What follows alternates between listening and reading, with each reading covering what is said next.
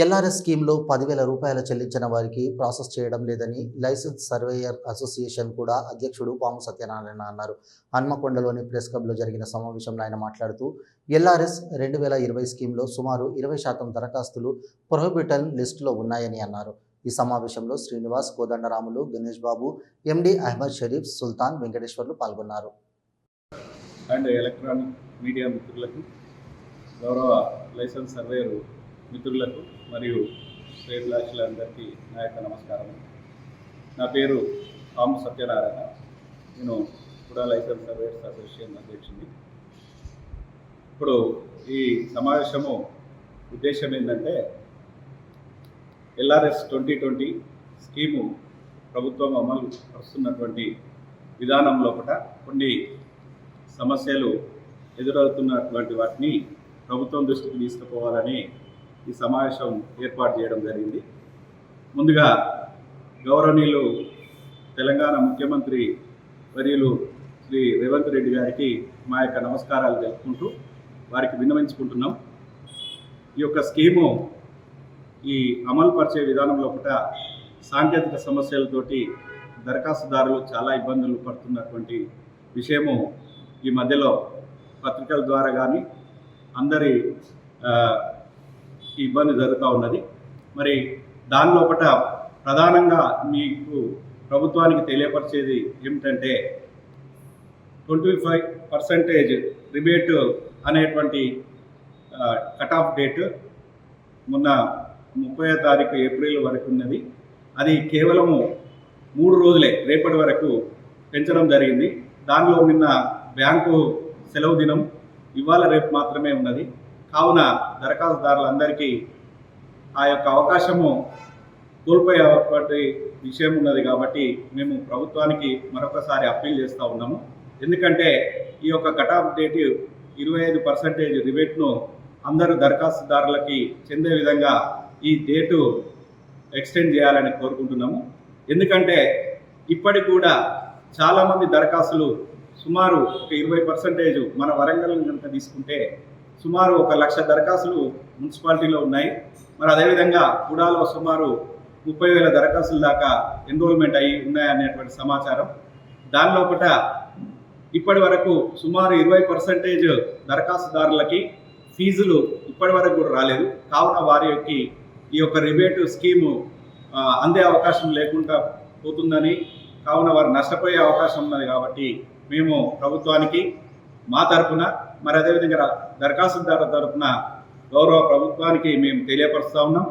ఎందుకంటే ఇప్పటికి కూడా FTL ప్రొహిబిటెడ్ ల్యాండ్స్ అని రకరకాల టెక్నికల్ సమస్యలతోటి వారికి ఫీజులు రాలేదు. ఎందుకంటే ఆటో జనరేట్ ఫీజు అనేటువంటిది చేయడం జరిగింది. గతంలో కూడా మనకి దరఖాస్తుదారులు ప్లాట్ల పరిశీలన చేసినాక మాత్రమే ఫీజులు చెల్లించేది.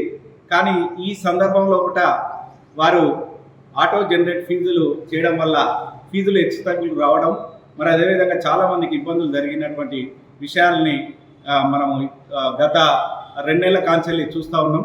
మేము ప్రభుత్వానికి చాలాసార్లు అప్పీల్ చేసినాం.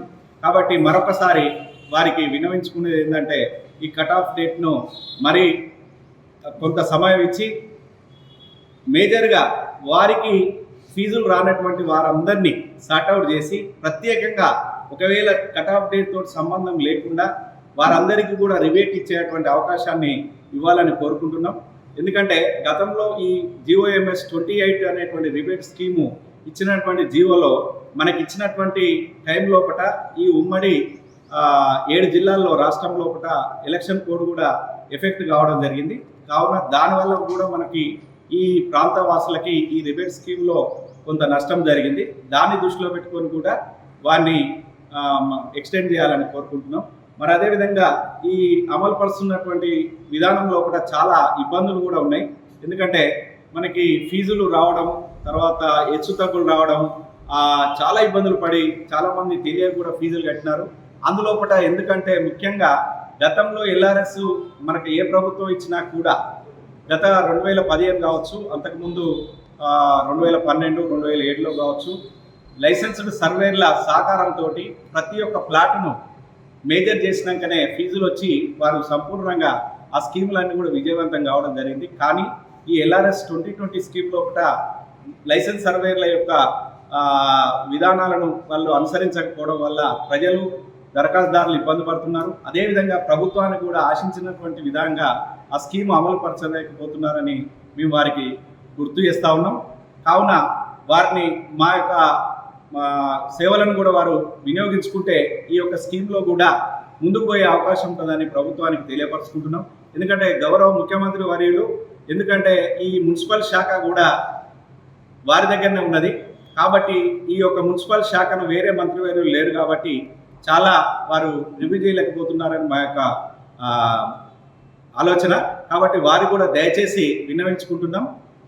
ఎందుకంటే ఆర్థికంగా ప్రభుత్వానికి ఈ స్కీమ్ ద్వారా అత్యంత డబ్బులు వచ్చేటువంటి స్కీమ్గా పరిగణించవచ్చు. ఎందుకంటే వారికి అవకాశం ఉన్నది కట్టుకోవడానికి. దాన్ని ఎక్స్ప్లెయిన్ చేసి పూర్తి చైతన్యం చేయాల్సినటువంటి విషయాల్లో మేము వారిని కోరుకుంటూ మరి అదేవిధంగా ఈ డేట్ను ఎక్స్టెండ్ చేయాలని చాలా సమస్యలు ఉన్నాయి.